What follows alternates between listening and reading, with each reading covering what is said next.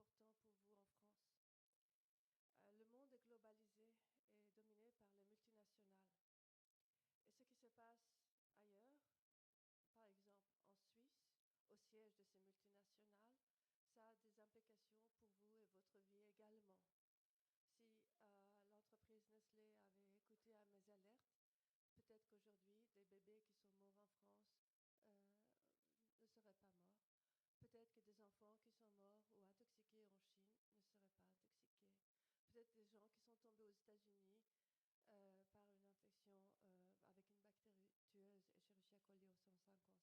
une bactérie tueuse Escherichia coli au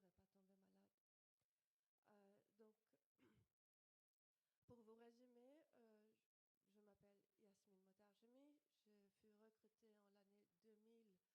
Donc, pour vous résumer, je m'appelle Yasmine Motarjemi. Je fus recrutée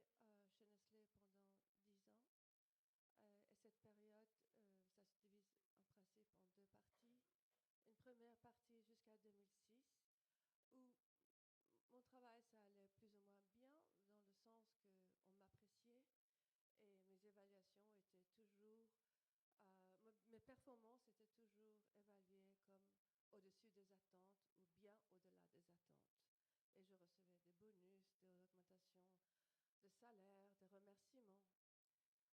Et cette période, ça se divise en principe en deux parties. Une première partie jusqu'à 2006, où mon travail, ça allait plus ou moins bien, dans le sens qu'on m'appréciait et mes évaluations étaient toujours, mes performances étaient toujours évaluées comme au-dessus des attentes ou bien au-delà des attentes. Et je recevais des bonus, des augmentations de salaire, des remerciements. Pendant cette période, je devais des fois obliger à retirer des produits, arrêter des produits, changer des produits, forcer l'entreprise à prendre des mesures qui étaient conformes avec l'éthique ou le principe de la sécurité alimentaire et rapporter les dysfonctionnements. C'était mon travail, je le faisais en tant que mon travail. Mais le problème, c'est qu'en faisant ça, vous créez des ennemis. Des fois, vous heurtez aux intérêts personnels de certains directeurs qui touchent leur bonus.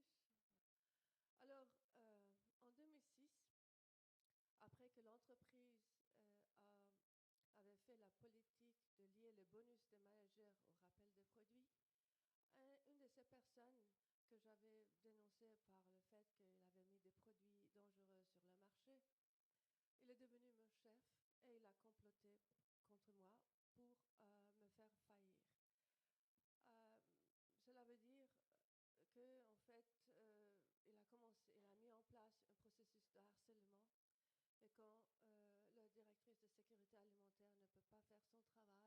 et que pire, il faisait tout pour que j'échoue dans mon travail, cela a des conséquences pour les consommateurs. J'ai remarqué la situation, j'ai donné l'alerte pour le double problème de dysfonctionnement de la sécurité alimentaire et mon propre harcèlement. J'ai donné alerte pendant 4 ans. Je suis allée d'un directeur à l'autre jusqu'au PDG. Et c'est avec une lettre au PDG que nous avons écrit pour qu'il me reçoive et apprenne la vérité qu'on m'a licenciée. Et depuis 2010, je suis en procès contre Nestlé et mon assurance juridique qui a fait équipe avec Nestlé et aussi un combat avec les médias. Voilà. Stéphanie Gibault, c'est une situation que vous avez bien connue, puisque vous aussi, vous avez été licenciée. À quel moment l'alerte est vraiment devenue publique, en fait? Tout d'abord, je vais vous remercier de m'avoir invité, de me laisser la parole. Je fais partie des lanceuses et des lanceurs d'alerte en France à être très médiatisés. Et donc, je sais que c'est important de penser à ceux qui ne le sont pas, justement, et qui sont dans l'ombre. Je suis ravie que Yasmine, que je connais bien par mail et téléphone et Skype et autres outils technologiques interposés, soit là, puisque ton histoire, on se tutoie, puisque ton histoire est quelque part très, très parallèle à la mienne. Ce que tu viens de me raconter, tu vois, ça me refait vivre ce que j'ai vécu à l'intérieur d'UBS, où j'ai souvent dit que quand je suis sortie en 2012, je tenais à peine debout, parce que moi aussi, ça a été, comme toi, deux parties. Je suis embauchée en 1999, donc pratiquement toi quand tu rentres chez Nestlé, ou UBS, que tu connais bien, puisque c'est une banque suisse, ouvre à Paris. Jusque 2008, j'ai une trajectoire avec très content de moi. Et je vois parfois des choses que je ne comprends pas vraiment, mais que je ne suis pas capable de dénoncer puisque je ne comprends pas les tenants et les aboutissants. Et puis mon métier n'est pas là non plus. Mon métier est surtout faire de la représentation, donc je suis toujours à l'extérieur de la banque. Et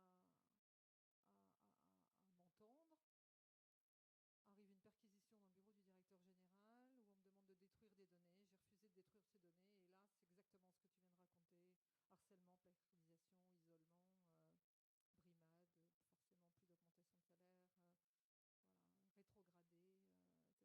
perquisition dans le bureau du directeur général où on me demande de détruire des données. J'ai refusé de détruire ces données. Et là, c'est exactement ce que tu viens de raconter. Harcèlement, précarisation, isolement, brimade, forcément plus d'augmentation de salaire, voilà, rétrogradé, etc. Alors sur l'alerte, parce que le sujet est quand même là, l'alerte, moi, je l'ai donnée en interne à ma propre hiérarchie. C'est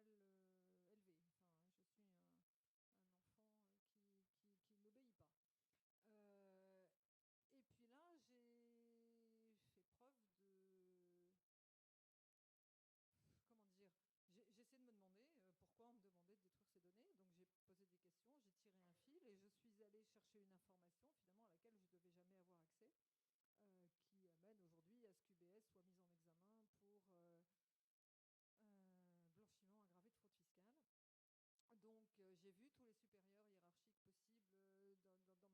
puis mes archives papier, et je n'obtempère pas à son instruction. Donc je suis une enfant mal élevée. Enfin, je suis un enfant qui n'obéit pas. Et puis là, j'ai fait preuve de... Comment dire, j'essaie de me demander pourquoi on me demandait de détruire ces données. Donc j'ai posé des questions, j'ai tiré un fil et je suis allée chercher une information finalement à laquelle je ne devais jamais avoir accès, qui amène aujourd'hui à ce qu'UBS soit mise en examen pour blanchiment aggravé de fraude fiscale. Donc j'ai vu tous les supérieurs hiérarchiques possibles dans ma banque, de la DRH au déontologue, au directeur juridique, au président, au directeur général, et en envoyant des courriers accusés-réception. J'étais en plus ce qu'on appelle en France une salariée protégée, parce que j'étais secrétaire d'un comité qui s'appelle le Comité d'hygiène et de sécurité, CHSCT, Comité d'hygiène de sécurité des conditions de travail. Donc j'étais bien placée pour poser des questions officielles en réunion, donc nommées par les collaborateurs. Et puis là, ça a été n'importe quoi. La direction de la banque a refusé de signer les PV où je posais des questions concernant la destruction de preuves, le turnover dans l'entreprise, l'évasion fiscale. UBS a porté plainte contre moi à ce moment-là en 2010 en diffamation. Je me suis retrouvée pour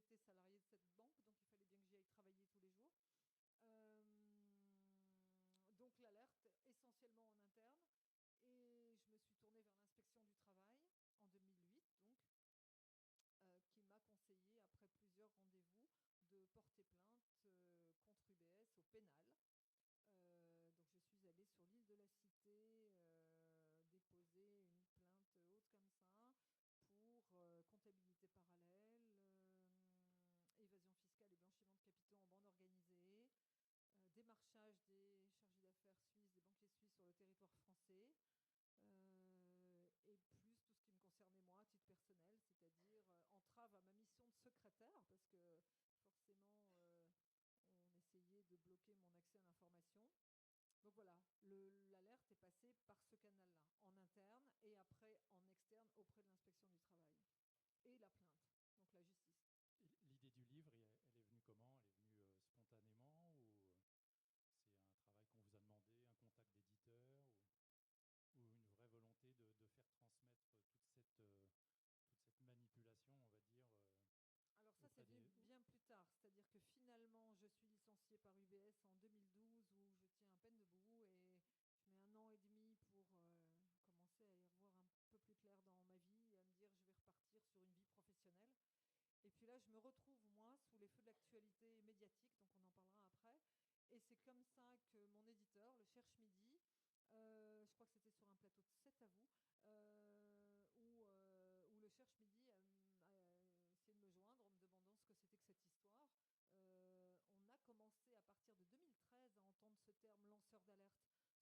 journaliste en 2008, quand je lance l'alerte, je ne sais pas que je suis un lanceur d'alerte. Pour moi, je suis juste un témoin qui voit quelque chose qui ne va pas, qui refuse d'obtempérer à des instructions qui me paraissent un peu douteuses. Mais j'ai jamais entendu ce terme avant 2013. Donc voilà, donc le Cherche Midi me contacte, me demande si je serais capable d'écrire mon histoire. Et puis, à la fois, c'est très bien parce que l'écriture permet de libérer et permet aussi à ce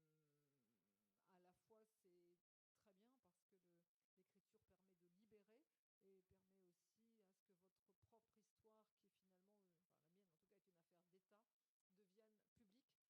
Et je me suis dit, au moins, personne ne pourra me dire qu'il ne savait pas. Et aujourd'hui, avec, vous voyez, 2008, on est presque en 2017, donc ça fait 9 ans. Monsieur Michel Sapin,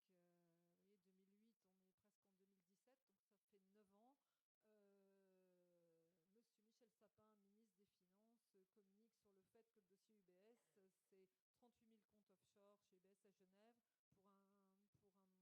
sur le fait que le dossier UBS, c'est 38 000 comptes offshore chez UBS à Genève pour un montant de 12 milliards d'euros. Donc, quand on se demande si c'est utile de... Quand on parle d'intérêt général, pour le coup, voilà, c'est important d'avoir à la fois une conscience et de voir qu'on est responsable des actes. Voilà. Et donc, du coup, quand on est journaliste, comment se passe cette passerelle entre lanceur d'alerte et journaliste? C'est vous qui allez chercher l'information ou c'est souvent les lanceurs d'alerte qui viennent vous interpeller? Alors déjà, le lanceur d'alerte, le terme lanceur d'alerte, il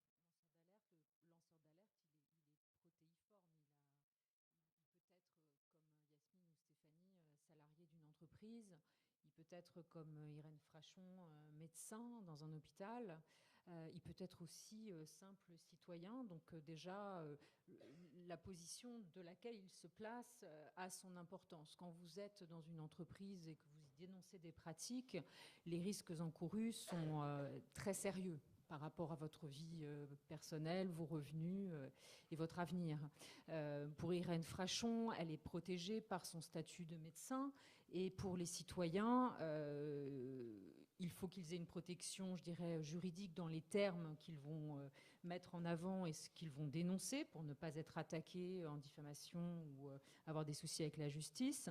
Donc déjà, nous, en tant que journalistes, on va prendre des précautions assez différentes en fonction des lanceurs d'alerte auxquels on a affaire. Certains nous téléphonent. J'ai récemment, enfin l'année dernière, eu un message téléphonique sur mon répondeur. Ça donnait lieu à une émission. C'est un citoyen qui s'appelle Johnny Bowie, le nom je ne l'invente pas, qui habite dans les Cévennes et qui... C'est pas un pseudo. Non, il s'appelle Johnny Bowie, je ne vais pas demander plus. Il habite dans les Cévennes et il a dénoncé un problème très très grave de pollution environnementale. Et tout ça c'était un simple message téléphonique qui a attiré notre attention. On l'a contacté et on s'est rendu compte que ce monsieur, depuis des années, avait amassé des milliers de pages d'études, de contre-études, de prélèvements, une source, des informations qui scientifiquement avaient une valeur inestimable, mais que lui-même ne savait pas mettre en forme, à vrai dire, communiquer. Donc le travail du journaliste, là, ça a été en effet de travailler sur ces pièces. J'imagine que Inès, dans vos enquêtes sur les algues vertes, vous avez aussi affaire à parfois ces lanceurs d'alerte qui ont une masse d'informations dont eux-mêmes n'estiment pas la valeur, et le travail du journaliste est aussi de le mettre en forme. Dans l'histoire de Yasmine et Stéphanie, elles sont, témoins de pratiques. Vous n'avez pas fait d'enquête sur ces pratiques, votre position est différente, l'information que vous délivrez est aussi différente. Dans le cas d'Irène Frachon, elle, c'est son expérience de médecin qui, après bien des années, lui a permis de mettre en alerte les médias par rapport à ce qu'elle avait vu. Donc en tant que journaliste, nous sommes tous des courroies de transmission qui vont prendre des précautions. J'espère que tous les journalistes le font avec professionnalisme et voilà, qui prenons des précautions pour aussi protéger ces personnes et faire passer l'alerte. Ce travail de recueil de témoins et de témoignages, Inès Léraud, vous connaissez bien le sujet puisque c'est quand même une des forces de vos reportages. Oui, alors moi, en effet, je suis journaliste indépendante, mais je travaille principalement pour France Culture, France Inter. Je fais du documentaire sonore, principalement de l'enquête et de l'investigation sonore. Et et effectivement, comment se passe une enquête, comment on entre en contact avec des lanceurs d'alerte.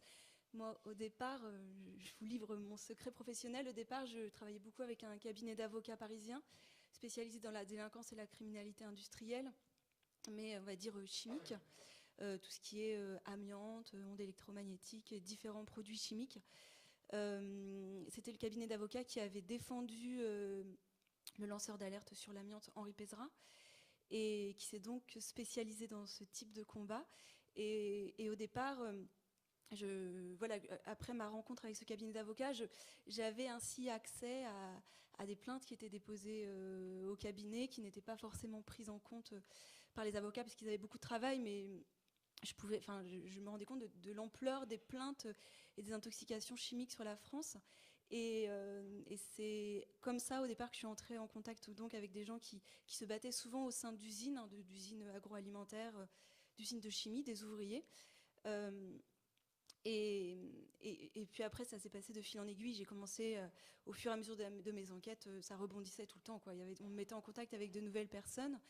Et au final, donc, j'ai décidé de m'installer sur mon terrain d'enquête, dans une des enquêtes qui m'a le plus marquée, qui est une enquête bretonne. Donc je me suis installée en centre-Bretagne, au milieu de l'agroalimentaire breton. Ça fait 1 an, là je vais passer une deuxième année là-bas, et j'essaie vraiment de comprendre. Donc c'est un travail de fourmi, de recueil de témoignages, pour essayer de comprendre le système agroalimentaire breton. Et en fait, je m'aperçois qu'un énorme gisement d'alerte, en tout cas de connaissances sur la pollution environnementale et sur la santé des citoyens, elle est dans la tête des ouvriers. C'est-à-dire qu'ils sont les témoins directs de tous les polluants qui sont répandus dans l'air, dans la terre, dans les eaux, dans les aliments, puisqu'ils les produisent, ils les insèrent dans les aliments.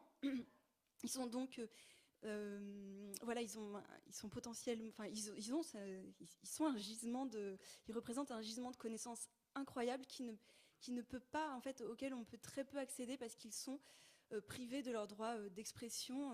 Ils ont une peur terrible du chômage. Il y a beaucoup de chômage en Bretagne. Il y a plus d'un employé sur 3, une personne sur 3 en Bretagne travaille dans l'agroalimentaire. Chaque famille a ses frères, ses sœurs, ses oncles, ses enfants qui vont travailler dans l'agroalimentaire. Et donc il y a une sorte de peur, même si les gens sont sortis, qui sont à la retraite, qui sont licenciés, ils ont peur aussi pour leurs proches. Et donc je fais ce travail de fourmi, d'essayer de recueillir les rares endroits où les gens peuvent parler, n'ont pas peur de parler, pour différentes raisons. Et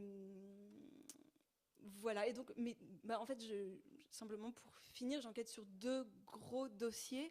Le premier, c'est la première coopérative agricole bretonne qui s'appelle Triscalia, qui a 300 sites en Bretagne, et qui, à partir de 2008 jusqu'à environ 2012, a utilisé des pesticides, des insecticides dans les silos de stockage des céréales pour nourrir le bétail d'énormément de l'essentiel des élevages bretons.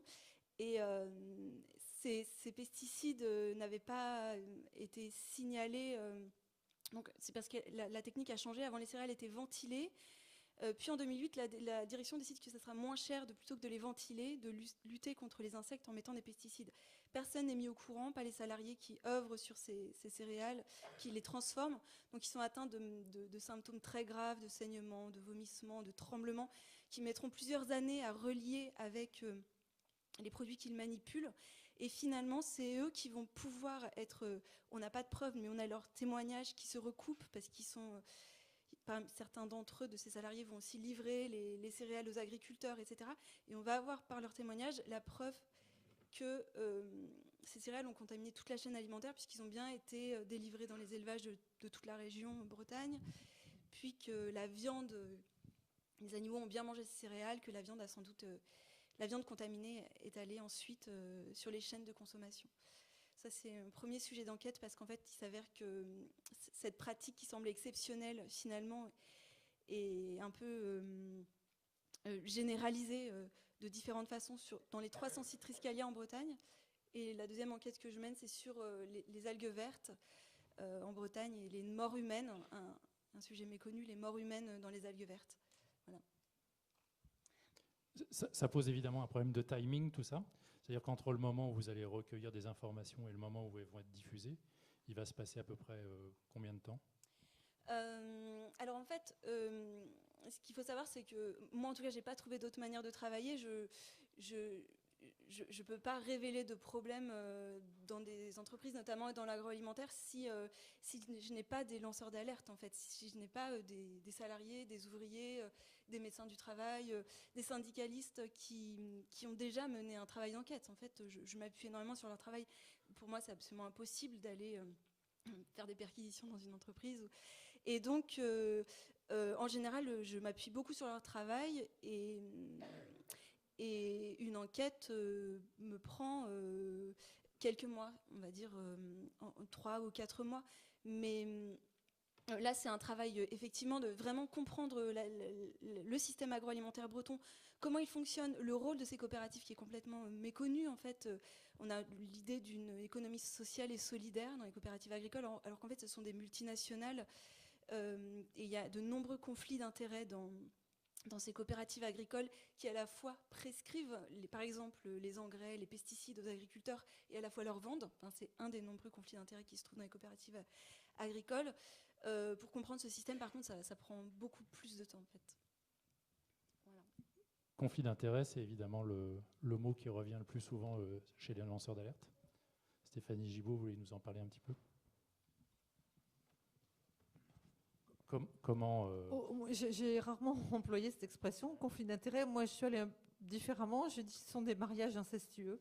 Donc, ça revient certainement à la même chose, c'est-à-dire que je fais partie des personnes qui dénoncent la proximité entre les banquiers, les hommes et femmes politiques de premier plan, les autorités de contrôle, qui amènent à ces dérives qui sont à la fois les problèmes dont vous avez tous entendu parler au niveau bancaire, mais ce que vous dites finalement, ça dérive de ça, puisque le cœur, le réacteur nucléaire, c'est la finance, et que voilà, Nestlé, certainement, enfin attention à ce qui ne porte pas plainte contre moi en diffamation, mais certainement que c'est pour de l'argent qu'on vend des produits qui, a priori, ne sont pas bons pour le consommateur, certainement que ce qu'on vaporise a un effet commercial X, comme je suis incapable d'identifier là, mais en tout cas, c'est pour des pratiques financières à chaque fois. Donc, on dit tous la même chose, en fait. Et tous ceux qui parlent, vous venez de le dire, j'étais attentive à ce que vous avez dit, les risques que prennent les gens qui viennent vous parler, qui ont peur de répression sur leurs enfants, leurs familles, mais c'est exactement ce qu'on subit, nous, en tant que lanceurs d'alerte. Le fait de se lever et de parler. Vous voyez, quand vous parliez, j'ai sorti ça. Ça, c'est les 3 statuts de David Dormino qui sont Julian Assange, Edward Snowden et Chelsea Manning. Pourquoi ? Parce qu'en fait, ces hommes et femmes, puisque Chelsea Manning est une femme maintenant, sont emprisonnés, sont en exil ou sont en asile pour avoir parlé, pour avoir eu le courage de parler. Et pourquoi est-ce qu'il y a une 4e chaise vide ? C'est pour que chacun d'entre nous puisse parler, puisqu'on est tous potentiellement des lanceurs d'alerte. Un lanceur d'alerte, finalement, c'est quelqu'un qui dit la vérité. Et la Courage Foundation, qui les soutient, dit justement, lanceur d'alerte, on n'aime pas trop ce terme, on préfère les 10 heures de vérité. Et c'est exactement ça. En fait, on est puni pour avoir osé dire ce qui est vrai. Et à l'inverse, on ne se pose pas la question de savoir pourquoi ceux qui fraudent et encouragent ces fraudes sont, eux, respectés, respectables, ont des postes stratégiques au niveau politique, au niveau bancaire, au niveau des industries les unes et des autres. Donc, conflit d'intérêts, bien évidemment, oui. Et médiatisation, pour vous, ça veut dire quoi ? C'est indispensable ou c'est juste une pierre de plus pour faire avancer vos dossiers ? Alors, il y a plusieurs choses. On voit tous que grâce aux médiatisations, je mets ça au pluriel, d'affaires aussi différentes que le Mediator, que Nestlé, que voilà, toutes les affaires dont vous allez pouvoir parler ce week-end, les médiatisations des affaires les unes les autres fait qu'effectivement il y a une prise de conscience des citoyens. Et ça, c'est le travail des journalistes, justement, que vous avez expliqué l'une et l'autre. Hein. Derrière, vous trouvez des informations, vous les étudiez et vous pouvez les mettre à disposition de tout le monde. Donc le droit à l'information, la liberté d'expression. Derrière ça, dès qu'on prend la parole, on a, alors peut-être c'est ton cas Yasmine, mais en tout cas, moi par exemple, mon livre est attaqué en diffamation, alors qu'UBS m'avait déjà attaqué en diffamation pour finalement les mêmes faits en 2010. Donc je vais me retrouver au TGI en 2017, 7 ans après pour les mêmes faits, alors qu'elle est mise aujourd'hui en examen X reprises pour blanchiment aggravé de fraude fiscale. Donc en fait, prendre la parole, ça aide à faire avancer les choses et les dossiers. Maintenant, moi, j'aurais tendance à dire, parce que ma médiatisation, au début, c'est pas moi qui l'ai voulu. Moi, justement, je suis pas allée voir des journalistes en disant, regardez, j'ai des listes de clients, j'ai des listes de transactions. C'est l'inverse. On est venu vers moi et j'ai été médiatisée sans le demander. En revanche, il y a des lanceurs d'alerte qui veulent être médiatisés, qui veulent être sous les feux des projecteurs. Donc, moi, je m'intéresse surtout au contenu des dossiers parce que le fait d'être médiatisé, c'est un autre problème derrière, c'est d'avoir nos vies emportées parce qu'on a osé se lever pour dire la vérité. C'est aussi lancer l'alerte, médiatiser, c'est aussi parfois se protéger. C'est ce qu'on me dit, moi, quelque part, je suis protégée parce que je suis médiatisée. Alors, je n'ai pas encore bien compris de quoi je suis protégée, mais... Non, pas forcément dans votre cas, c'est pour ça que je disais parfois, mais parfois, lâcher une information, quand on est soumis à des pressions, quand on se met en danger pour libérer une information, le fait de la médiatiser peut apporter, de la rendre publique, c'est pour ça que c'est vraiment à adapter ou en fonction de chaque affaire. C'est ce que je disais tout à l'heure. Je pense qu'il ne faut pas mettre tout le monde dans le même panier. En effet, toutes les alertes, toutes les infos. Enfin, le terme de lanceur d'alerte, c'est bien qu'il existe, il est récent. C'est bien qu'il y ait un statut de lanceur d'alerte. Mais il y a tellement de profils, tellement de cas, tellement de façons différentes d'appréhender ces personnes qui vont vous transmettre de l'information. Je trouve qu'il faut faire attention aussi aux appellations. Yasmine Montargemi, le fait de lancer l'alerte et de la médiatiser, elle ne vous permet pas d'avoir un petit peu de recul justement sur cette affaire et de vous auto-protéger quelque part? Si, évidemment, seulement que si je suis allée aux médias et rendre mon affaire publique, c'était pour de doubles raisons. Une des raisons, c'était parce que les autorités n'ont pas voulu enquêter mes alertes. Et donc, j'avais besoin de l'opinion publique pour mettre la pression sur les autorités.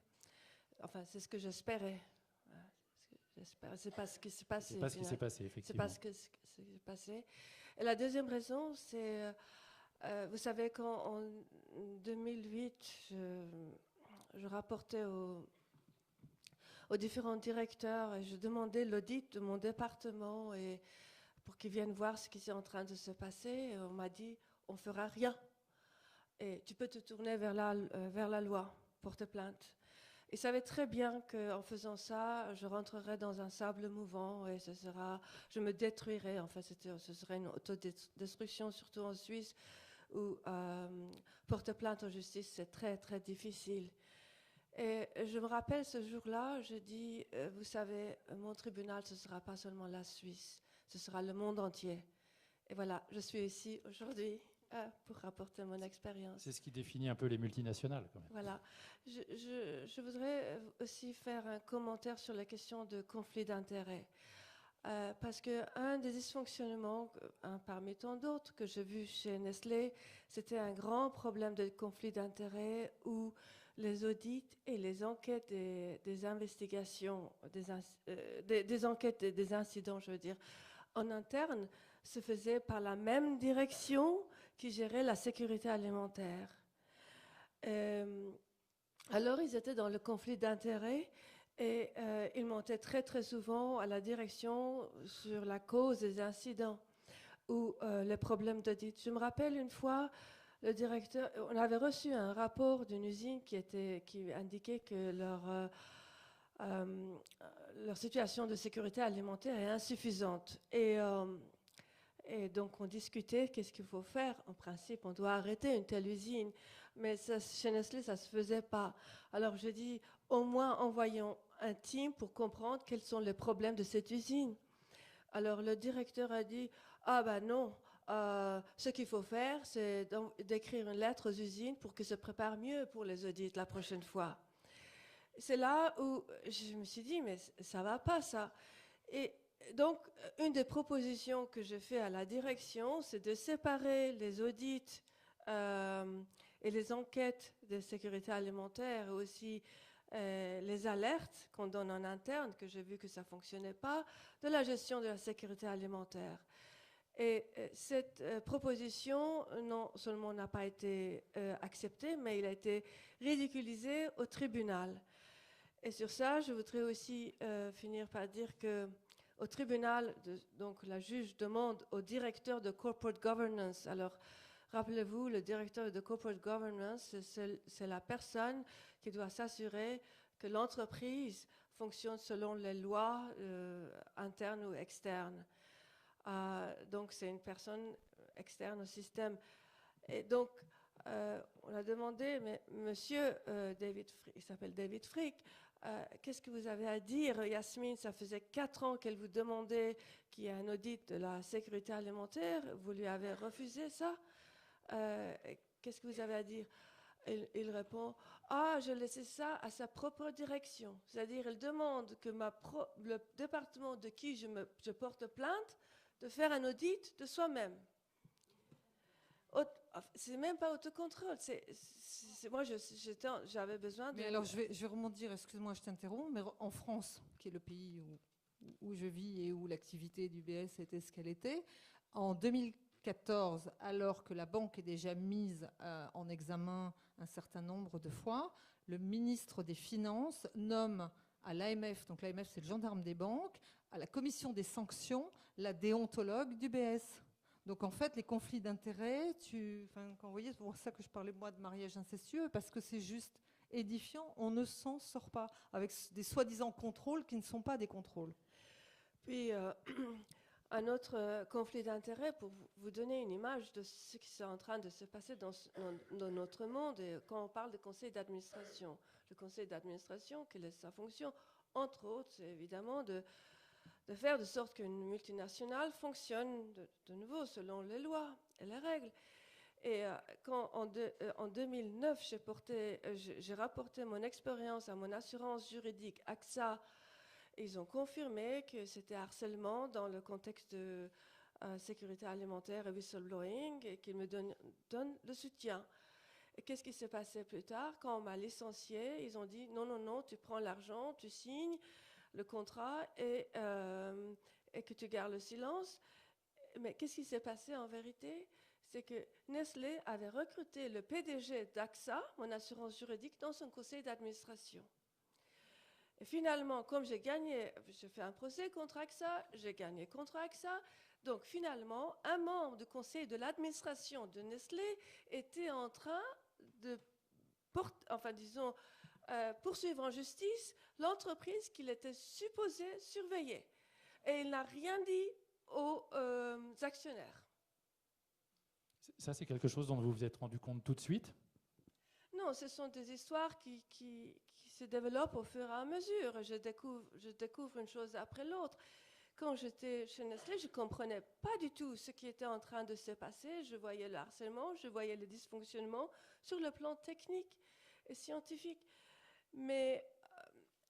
Et c'est pour ça que j'ai eu besoin d'aller au procès contre Nestlé. Dieu sait combien c'est difficile de porter plainte contre une multinationale avec mes propres ressources. Pour comprendre, pour savoir quelle est la réponse de Nestlé à tout ce que je porte plainte, parce que je ne comprenais pas. Et au tribunal, toutes mes suspicions ont été confirmées et j'ai découvert qu'en fait, c'est pire que je le croyais. Parce que toutes les réponses qu'ils ont données au tribunal, c'était scandaleuses. Et pour moi, le plus grand scandale, c'est qu'il n'y a pas de scandale. Le plus grand scandale, c'est que les médias n'ont pas couvert ce que Nestlé a répondu au tribunal. Comment est-ce possible que le directeur de technologie vient dire au tribunal que je savais que Yasmine avait des problèmes et que je n'ai rien fait? Comment est-ce possible que le directeur de qualité de Nestlé, qui est le numéro 1 dans l'entreprise au point de vue qualité, et que Nestlé est le numéro 1 de l'industrie agroalimentaire, qui vient dire au tribunal que je m'en fous des scientifiques, des intellectuels scientifiques, et que je prends mes informations de la Larousse gastronomique, alors qu'on parle de santé publique. Comment est-ce possible qu'il vient dire au tribunal que oui, des bébés s'étouffent avec les biscuits bébés, mais c'est totalement acceptable? Comment est-ce possible qu'il dit « Ah oui, Yasmine aurait dû être licenciée parce qu'elle a demandé le rappel des produits parce que les produits étaient contaminés avec antibiotiques ». Comment est-ce possible qu'un directeur vienne dire que « Ah oui, j'ai dit que j'écrasais toutes les cafards dans les usines », et il m'a répété cette histoire plusieurs fois. Après, il répond « Ah oui, mais j'ai dit ça seulement pour forcer Yasmine dans un travail ingrat », alors que j'avais des évaluations au-delà des attentes. Un scandale après l'autre. On comprend que cette décrédibilisation, elle vous pousse vers l'isolement, en fait. Et est-ce que justement le fait de travailler, je ne vais pas dire dans l'intimité avec un journaliste ou une équipe de journalistes, vous permettrait pas d'avoir sortir de cet isolement pour avoir un petit peu plus de recul et de pouvoir réagir sur votre... S'il vous plaît, montrez-moi l'équipe de journalistes. Elle est là. C'est ce que j'allais vous demander, justement. C'était en Suisse, ça se passait en Suisse. Les journalistes suisses ont plutôt bonne réputation. Il y a des gens très sérieux, des bons enquêteurs. Je suis étonnée que... Alors vous allez Qu'est-ce qui s'est encore passé? je vais encore vous choquer. Parce que en 2012, bon, je dois aussi dire que d'abord, comme Stéphanie, j'ai rapporté en interne. Parce que je voulais donner toutes les chances à l'entreprise de corriger. Parce que mon but, c'était en fait pas dénoncer Nestlé. Je ne cherche pas de scandale. Mon but, c'était... Excuse-moi, mais moi non plus. C'était Moi, je pensais vraiment naïvement qu'en le disant en interne, on allait améliorer les choses. Et en plus, qu'on me remercierait et que tout repartirait comme avant. Exactement. Jamais je repensais que ce soit justement un scandale international. Et c'est là où je rejoins, enfin, où UBS rejoint aussi ton histoire. C'est qu'on est sur des affaires qui ont des effets papillons. Toi, tu parles de santé alimentaire avec des bébés qui meurent dans le monde et dont tout le monde se fout. Enfin, c'est juste édifiant. Totalement. Donc, ma priorité, c'est de pouvoir rectifier le dysfonctionnement. Alors, j'ai tout fait en interne. Et après, quand on m'a dit retirez votre demande, parce qu'ici, le chef a toujours raison, et qu'en plus, vos problèmes viennent du fait que vous êtes une femme petite, de taille. Alors, je ne savais pas très bien comment faire. Alors, j'ai dit, venez faire un audit de mon département. Bon. Après qu'on m'a licenciée, j'ai suivi ce que je pensais être la procédure légale. J'ai soumis mon dossier au tribunal en pensant qu'il y aura des suites, il y a des enquêtes, il n'y a rien eu. Alors, c'est à ce moment-là que j'ai décidé d'aller vers le média. J'ai contacté New York Times parce que Nestlé est coté en bourse aux États-Unis et que je pensais que c'est un journal sérieux. Ils ont pris mon dossier et ils m'ont interviewé et puis aucun article, rien. Silence radio. Bon. Excusez-moi, vous avez fait ce travail vous-même ou vous avez été aidé par un avocat? Non. Pourquoi votre avocat vous a pas aidé dans cette démarche? Oui, mon avocat prenait le côté juridique et c'est déjà beaucoup. Donc, le journal Le Monde a fait un petit article, mais qui n'a pas interpellé aucune autorité sanitaire dans ce monde, comme si personne ne lit le journal Le Monde. Alors, et en plus, le journal Le Monde, à la fin, publie la réponse mensongère de Nestlé alors qu'ils avaient la preuve du contraire. Mais ils étaient obligés, je suppose. Après ça, Un droit de réponse, sûrement. après ça, plus rien, sauf une 2 heures d'article qui est sorti dans les journaux pour les intellectuels. Plus rien. Alors que j'ai contacté et personne n'a montré de l'intérêt. Alors moi, je vais vous dire, de mon point de vue, le lanceur d'alerte n'a pas la connaissance de l'univers médiatique et de qui pourrait vraiment être intéressé par telle ou telle affaire. Je pense que c'est difficile. Oui. Et, non, mais je le pense sérieusement parce que je me mets à votre place, j'aurais pas forcément su qui. Bon, je comprends. Oui. Vous Dans voulez- mon vous- cas, vous- comme... Bref, ce que je voulais dire simplement, c'est que il y a aussi des associations, il y a Transparency International, Oh. il y a Anticorps. Non, je sais Oh pas, mon Dieu. qui pourraient aussi vous conseiller. Non, Parlons-en, non. c'est intéressant parce que Alors, c'est en tout cas l'image qu'ils donnent. donnez-moi juste 2 minutes pour finir cette histoire, parce que ça ne s'est rien passé jusqu'à ce que le bruit est sorti, que le PDG et toute la direction de Nestlé va être appelés au tribunal. À ce moment-là, il y a eu un tapage médiatique, en Suisse seulement, et un journal en Allemagne, c'était Spiegel. Et plus rien ailleurs, comme si Nestlé c'était une petite entreprise suisse. Hein. Et après qu'ils ils ont couvert le fait que le PDG va venir au tribunal, plus rien pour savoir en fait qu'est-ce qu'ils disent au tribunal. Mais le pire, c'est que le journal de référence de la Suisse, qui est le journal Le Temps, m'a calomnié et ils disent, ils font un article avec le gros titre que Nestlé nie toutes les accusations de son ex-employé. Je n'ai même pas eu droit à mon titre.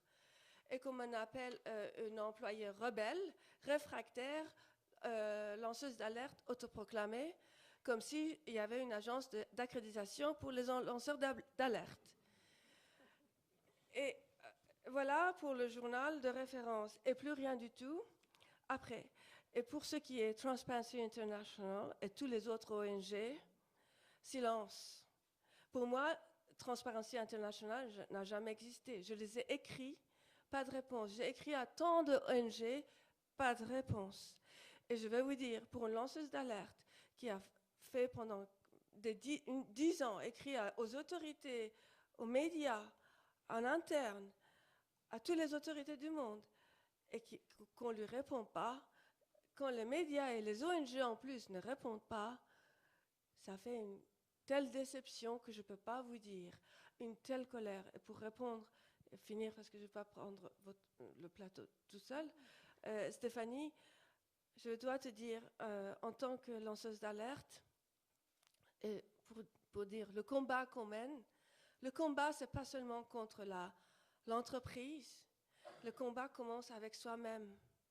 Le combat commence avec qu'est-ce que je dois faire, comment je peux mettre en danger le bien-être de ma famille.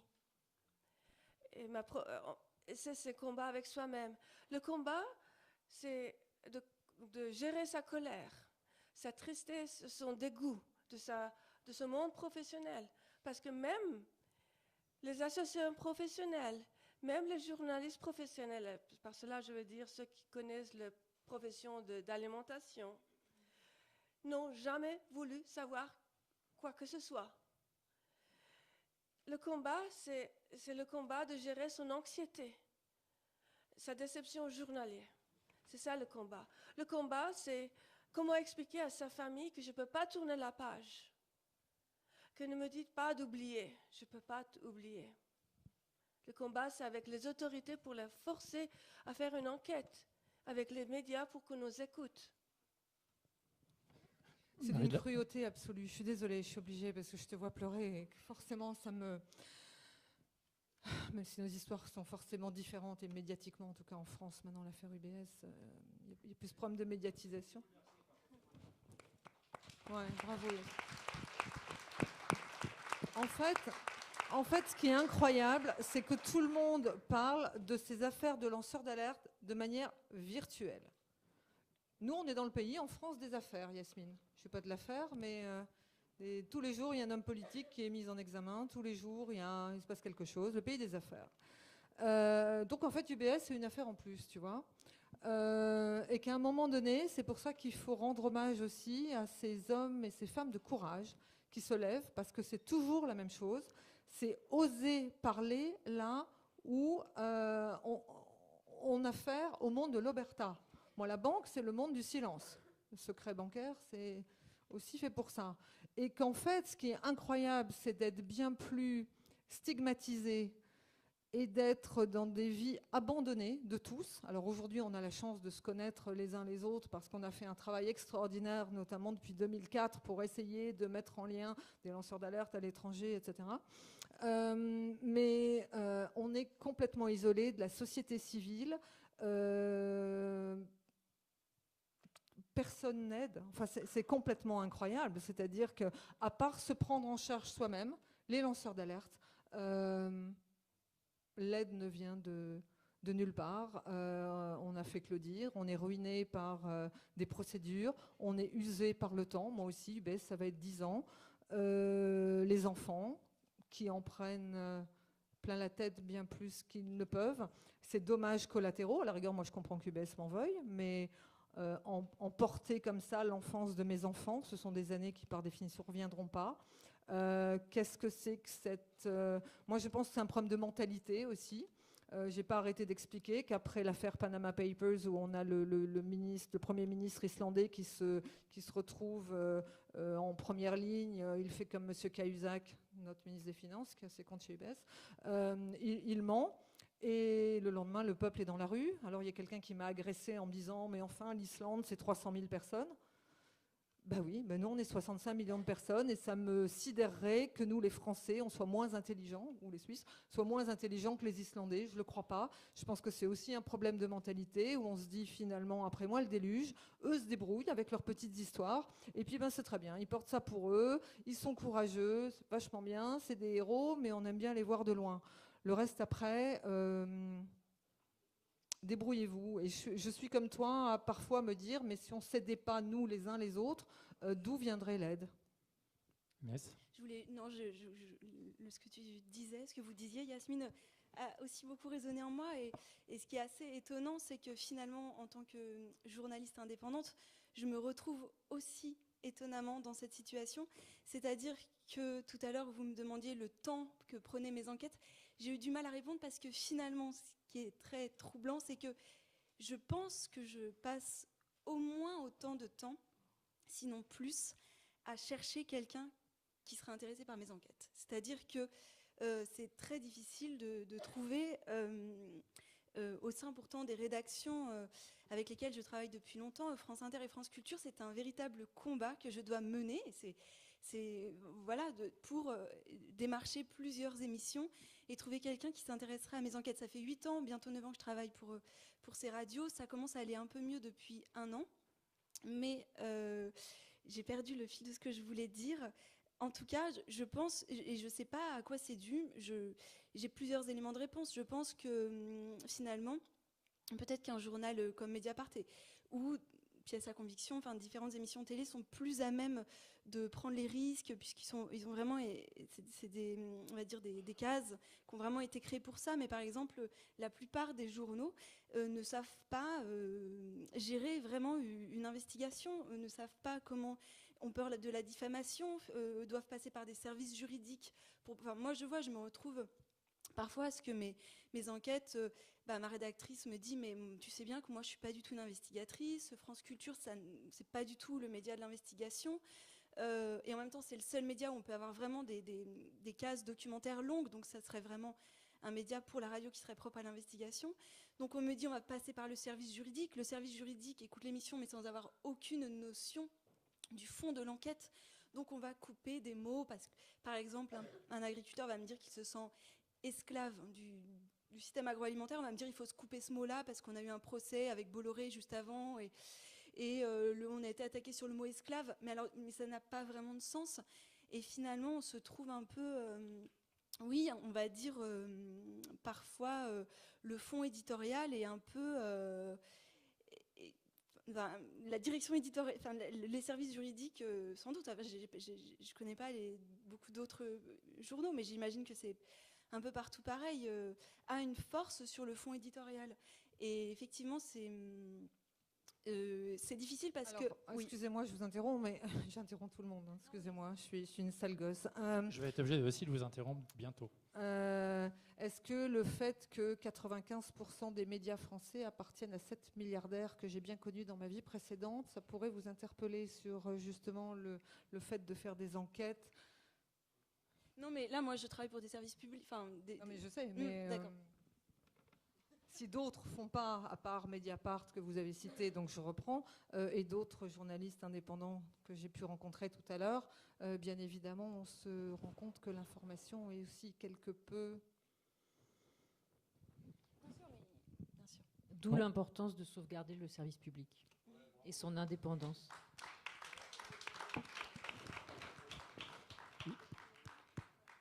On est aussi esclaves, mais du temps ici.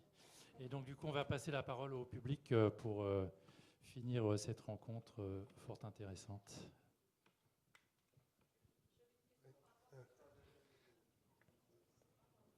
Oui, bonjour, Stéphane Poirot. Je suis un ancien du groupe BNP. Je voudrais juste rapporter un témoignage supplémentaire par rapport à ce que vous disiez par rapport aux enfants qui doivent subir la situation du lanceur d'alerte. Moi, ça fait 8 ans que la justice s'acharne sur moi et le groupe BNP s'acharne sur moi. Le plus dur par rapport aux enfants, c'est deux choses. Déjà, d'une part, leur dire qu'ils n'auront pas l'éducation qu'ils peuvent attendre, et leur dire, surtout les enfants, dites pas que je suis votre père, vous seriez en danger.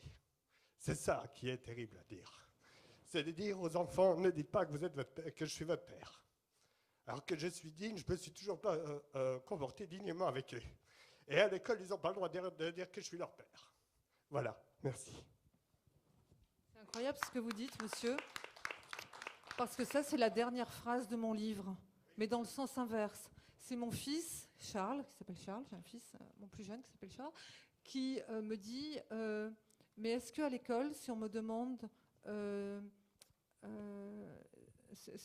si je suis ton fils, est-ce que j'ai le droit de répondre que je suis ton fils? Je peux me permettre une dernière remarque. Récemment, c'est au mois d'août, j'ai fait une promesse à un monsieur qui s'appelle Frédéric Fèvre, vous pouvez citer son nom. Il est procureur général de la Cour d'appel de Nancy. Je lui ai dit, monsieur Fèvre, vous voulez me faire la peau, vous me ferez la peau. Je ne peux pas résister, vous êtes trop fort. Par contre, je vous refuse le huis clos.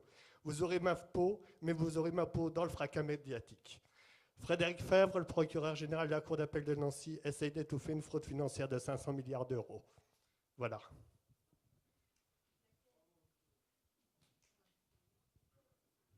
Je lui ai donné ma carte de visite tout à l'heure, ce monsieur. Ces rencontres servent à ça aussi, bien sûr. D'autres questions? Bonsoir, oui, moi j'avais une question pratique. Oui, vous avez expliqué tout à l'heure que vous étiez allé voir l'inspecteur du travail qui vous a conseillé de porter plainte. Donc j'ai eu l'impression dans le récit que vous faisiez qu'il y avait un décalage entre l'intervention que vous avez conduite en justice et le travail parallèle de l'inspection du travail. J'ai bien compris ou pas? Qu'est-ce qui s'est... Parce que pour moi, dans la mesure où vous aviez des preuves qui étaient valables pour intenter une démarche juridique, je ne comprends pas pourquoi il y aurait un décalage avec l'action de l'inspection du travail par rapport au harcèlement, etc. L'inspection du travail me dit, moi je peux vous protéger en tant que salarié, et surtout que j'étais en plus salarié protégé et que je représentais les collaborateurs de l'entreprise face à la direction, mais je ne peux rien faire pour vous au niveau pénal. Donc vous devez porter plainte contre votre employeur pour les motifs pénaux qui ne sont pas de mon ressort au niveau inspection du travail, mais incluez dans votre plainte que vous êtes harcelé parce que vous avez dénoncé des opérations qui pénalement sont répréhensibles. Donc c'est ce que j'ai fait, et en parallèle l'inspection du travail, mais je vais aller vite parce que c'est un truc technique, l'inspection du travail a écrit des signalements et des procès-verbaux auprès du procureur, et on verra ce que ça donnera au moment du procès qui devrait avoir lieu l'année prochaine. Oui, ces témoignages sont quand même assez perturbants, et cette solitude qui se dégage là, c'est quand même effrayant. Donc, je suggère quand même de ne pas rester seul, surtout, d'aller quand même dans les associations, même s'ils ne répondent pas, d'y essayer encore, ou d'en créer une association des lanceurs d'alerte qui peuvent changer entre Elle vous. est là, j'allais en parler. Voilà, Alors, donc, l'association moi, des je lanceurs finis par d'alerte. contre, moi je finis Voilà. ce que je voulais dire et après c'est vous, d'accord? Donc, faites quelque chose, ne restez pas seul face à des machines qui broient, ou leur devoir, c'est de broyer des êtres humains qui résistent. Vous ne pouvez pas faire des choses seuls sur cette terre. Donc c'est impossible, donc mettez-vous ensemble, faites des choses ensemble, allez-y dans des associations ou créez-en une, mais évitez quand même cette solitude, si c'est possible. C'est facile de dire, c'est plus difficile de faire, mais je ne veux pas qu'on reste tous sur cette note d'impuissance qui se dégage quelquefois à travers ces témoignages. Merci. C'est vrai qu'en entendant Yasmine tout à l'heure, vous avez tout de suite dit association, transparency, etc. C'est quelque chose qui est indispensable justement dans cette recherche de vérité quand vous avez un lanceur d'alerte qui vient vous voir. Oui, mais vu les réactions de Yasmine et de Stéphanie, lorsque j'ai cité ces deux associations, je sens quand même qu'il y a encore du travail à faire. Donc, je ne sais pas, Stéphanie, vous faites partie d'un réseau de lanceurs d'alerte, en fait. Alors, nous avions créé Pila en 2014, et puis malheureusement, il a fallu un petit peu évoluer. L'année 2015, ça a été du même tenant. Donc là, maintenant, c'est fait. Donc, je vous montre la carte, surtout s'il y a des caméras. Je vous suggère de manière pressante d'aller sur le site du Mur des Insoumis, qui a été créé par la dame qui est juste au milieu de la salle en blanc, qui fait un petit coucou, qui s'appelle Caroline Chaumet. Caroline, peut-être tu peux te lever et puis te montrer à tout le monde. Donc Caroline a créé ce site il y a un an, de mémoire, à peu près un an, il y a 6 mois, pour justement fédérer les lanceurs d'alerte autour d'interviews des uns des autres. Ton portrait, j'ai vu, était passé il y a peu de temps. Et Caroline a eu l'intelligence de me dire que ce serait bien que le site du Mur des Insoumis devienne l'association, le Mur des Insoumis. Donc depuis peu, c'est l'association de loi 1901. Et pourquoi je vous montrais tout à l'heure les statuts de Davide Dormino, qui est italien et qui est cet artiste, parce qu'il est parrain de l'association Le Mur des Insoumis. Et moi, j'ai l'honneur d'être la marraine. Et qu'en fait, il y a un petit onglet maintenant qui est dons. Pourquoi ? Parce qu'en étant loi association 1901, les dons sont défiscalisés et vont servir en partie au fonctionnement de l'association. Donc s'il y a des journalistes dans la salle, je vous invite à aller voir Caroline pour qu'elle en parle mieux que moi. Et aussi parce qu'il va y avoir des actions autour de comment aider des lanceurs d'alerte dans la détresse, parce que nous encore on est un peu médias, enfin moi bien plus que toi, mais si grâce notamment à ce qui se passe aujourd'hui, ce qui s'est passé dans le mur des Insoumis pour toi, tu peux être beaucoup plus médiatisé, et que donc ces sommes puissent aider les lanceurs d'alerte. Voilà.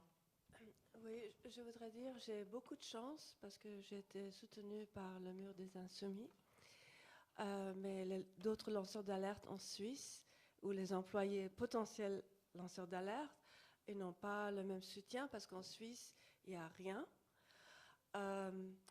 C'est même pire parce que les ONG ne répondent absolument pas. Transparency International Suisse, c'est un scandale pour moi.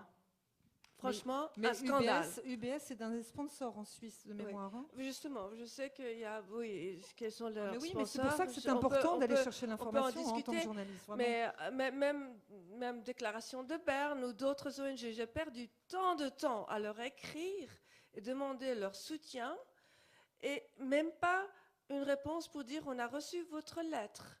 Pour moi, ça, c'est scandaleux. Il n'y a aucun soutien en Suisse pour les lanceurs d'alerte. Alors, c'est pire que ça. Le problème, ce n'est pas seulement la situation dans les entreprises, c'est la situation dans la société.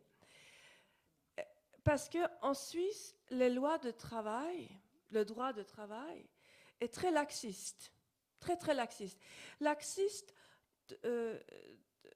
autant que les syndicats, ils ont porté plainte à l'Organisation internationale du travail contre la Suisse.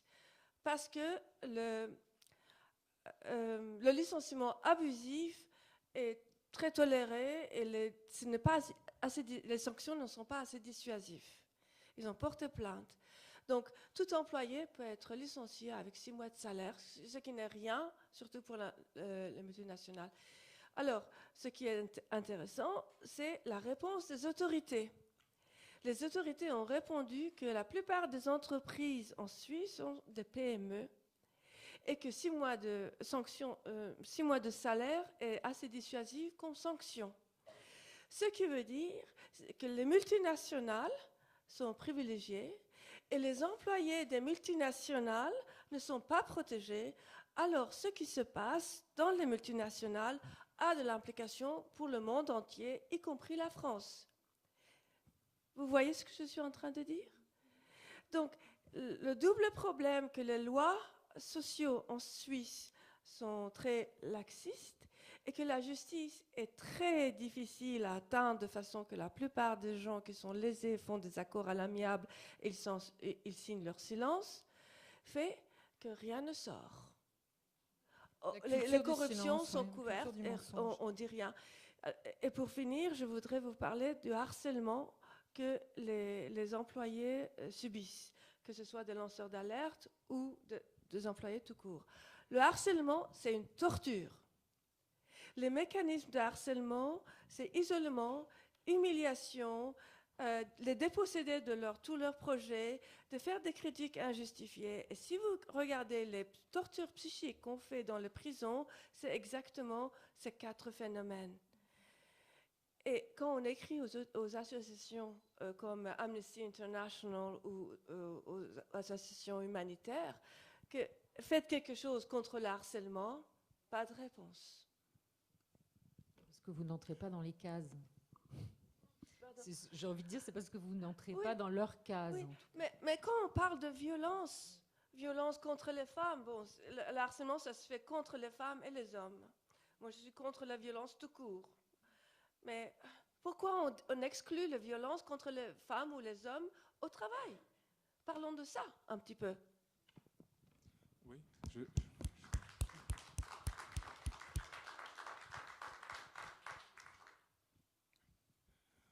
Oui, bonjour. Alors, je voulais poser une question donc, à madame du BS. Donc, vous êtes madame, moi je viens tout d'un coup. Stéphanie Gibault. Madame Gibault, pardon. Alors, vous avez travaillé pendant 10 ans, c'est ça, chez...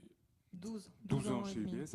Alors, ce que j'aimerais savoir, c'est comment s'est passée la prise de conscience, quoi, parce que, UBS, bon, de toute façon, tout le monde sait très bien qu'en Suisse, les banques avaient un secret bancaire.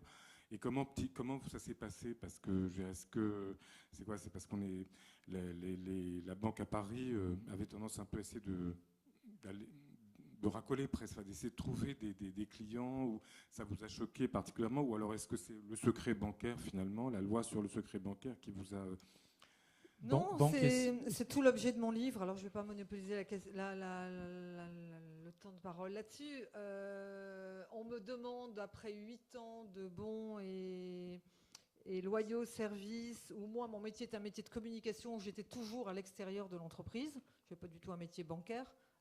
J'étais pompeusement appelée ambassadrice de la marque et j'étais en permanence dans des golfs, dans des opéras, sur des circuits de voitures et ce qu'on veut, à gérer des partenariats avec des marques de luxe, voitures, joaillerie, cigares, voilà, je ne citerai pas les noms, et qu'un jour, il y a une perquisition dans le bureau du directeur général et que suite à cette perquisition, ma supérieure hiérarchique nouvellement recrutée me demande de détruire mes archives informatiques, puis avec tellement d'insistance mes archives papier. Moi, je ne comprends absolument rien à ce qu'on me demande, je vois juste qu'on veut se débarrasser de moi et que, en tout cas, je vois qu'a priori, il y a un problème avec mon poste de travail. Donc, je me pose surtout la question de savoir ce qui ne va pas et là, on ne me répond absolument pas. Je ne comprends absolument pas le lien qu'il pourrait y avoir entre la perquisition et mon poste et mon métier, mais je suis aussi harcelée, placardisée, enfin tout ça, ça se passe en même temps, et que la culture de la banque, c'est la culture du silence, Et c'est bien pour ça que poser des questions à des collaborateurs, vous avez réponse 0. Les seuls qui ont osé répondre, c'était ceux qui avaient des problèmes avec leur propre hiérarchie, notamment des banquiers qui m'ont expliqué qu'ils refusaient d'obtempérer aux ordres du directeur général, donc celui-là même dont le bureau a été perquisitionné et qui vient de plaider coupable dans l'affaire pénale, parce qu'on les forçait à travailler main dans la main avec les équipes de Genève, de Lausanne, de Bâle, de Zurich, et qu'ils étaient concurrents.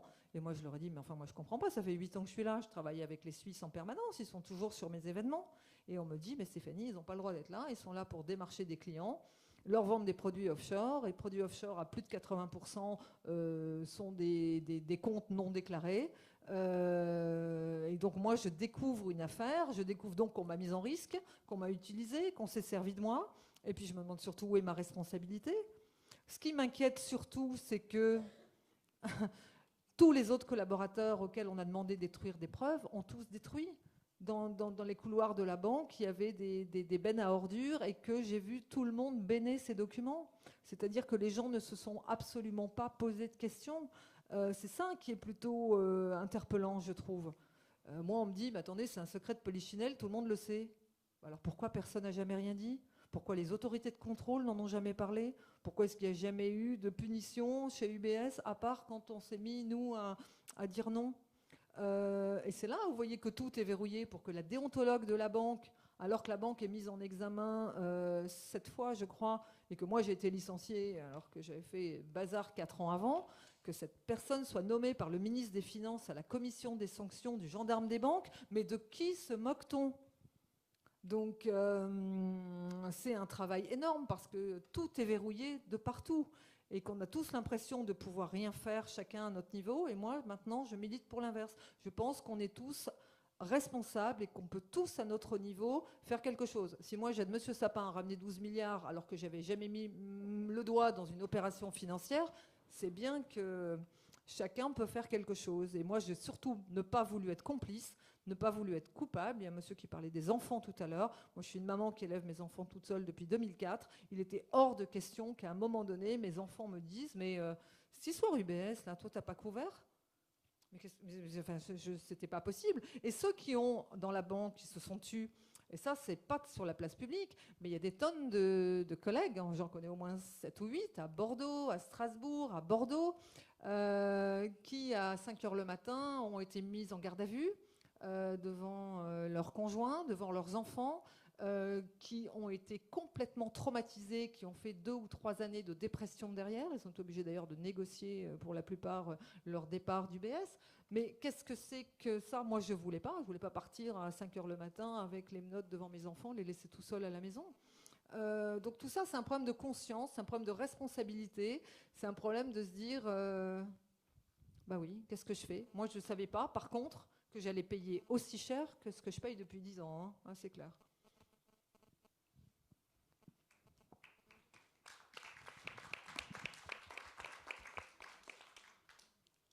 Moi, je voulais vous poser une question très générale à propos des lanceurs d'alerte. Comment vous expliquez aujourd'hui l'absence quasi totale de réaction de la part des populations après les scandales, justement ?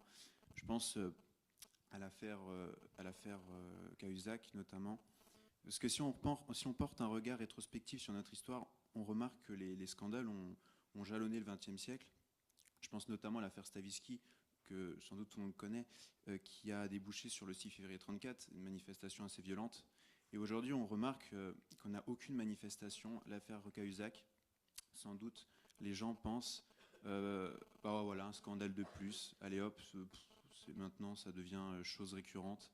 Et comment vous appréhendez cette question-là de se dire finalement c'est presque un travail inutile, enfin pas inutile, mais je veux dire, on a le sentiment que c'est chose inutile, que de montrer des scandales comme ça fait plus rien et on n'a aucune réaction en fait. Comment vous voyez cette question-là ? Ça prouve peut-être le niveau de corruption dans notre pays. tout à l'heure, je pense que c'est ici, enfin, parfois je suis fatiguée, mais c'est ici où j'ai parlé du scandale des Panama Papers avec le Premier ministre islandais qui se retrouve au premier plan, qui fait comme M. Cahuzac, qui dit non, ni de près ni de loin, je suis concerné. Le peuple islandais est dans la rue et il est obligé de démissionner, ce monsieur. Nous, on a eu quand même 3 politiques de premier plan dans les Panama Papers. Qui ici dans la salle se souvient du nom de ces 3 hommes politiques et qui a bougé? Donc nous, on fait beaucoup de bruit, on se sent un peu parfois tout seul, on sait qu'on l'est un peu moins, on relit les histoires de Nestlé à UBS, au Mediator, à d'autres encore. Mais tout l'enjeu, je pense, aujourd'hui, est de qui sommes-nous citoyens? On n'est pas que père, mère, fils, frère, sœur, on est salarié, collaborateur, cadre, auto-entrepreneur, médecin, journaliste, libraire, enfin on a tous des fonctions, mais avant tout on est citoyen. Et est-ce que c'est le monde dans lequel on a envie de faire vivre nos enfants? Je crois que c'est ça la question. Moi je dis non, très clairement, et vous voyez ce que ça me coûte. Je pourrais vous poser la question à vous, pourquoi vous n'êtes pas dans la rue au moment des Panama Papers, et on voit ces 3 hommes politiques français, 3 hommes en plus, de premier plan, dont leurs noms sont déjà sortis dans d'autres affaires, c'est juste extraordinaire. On a quelqu'un ici qui s'appelle Philippe Pasco, qui est de l'autre côté, qui dédicace des livres, qui milite pour le casier judiciaire vierge des élus. Ça paraît juste être normal, et on a l'impression que Philippe, c'est on ne sait pas, il arrive d'une autre planète. On est le pays des affaires. On a une députée qui vient à l'Assemblée nationale avec un bracelet électronique alors qu'elle a été condamnée pour avoir détourné des fonds publics. Ce n'est pas moi qui l'invente, c'est la démocratie française. Et il y a effectivement un véritable problème de la déconnexion des élus. Regardez-nous, l'affaire UBS, c'est 12 milliards. On a 3 élus. Je veux bien les citer, c'est toujours les mêmes. C'est Éric Bocquet, sénateur communiste, qui est le seul au Sénat à s'être posé la question. À l'Assemblée nationale, on a